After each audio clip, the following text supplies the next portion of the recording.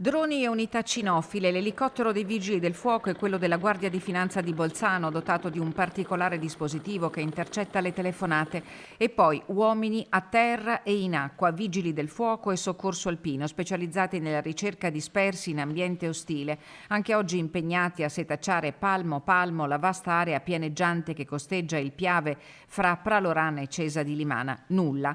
Di Doriano Gasperin, il cacciatore di 65 anni di Limana, uscito sabato attorno alle 2 del pomeriggio per una battuta di caccia, non c'è traccia alcuna. Il suo fuoristrada è stato trovato lì dove era solito recarsi, vicino alla cava di Praloran.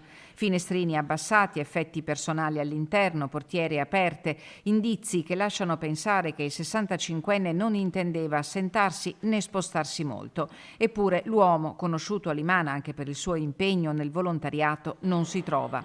Un'ottantina di soccorritori ieri, altrettanti oggi, a fare la spola con il posto di comando avanzato dei Vigili del Fuoco e il centro mobile di coordinamento del soccorso alpino. Per il secondo giorno consecutivo, con il calar della sera, le ricerche sono state sospese per riprendere domani all'alba. Per tutta la nottata nella zona, Vigili del Fuoco e Soccorso Alpino garantiranno il presidio notturno.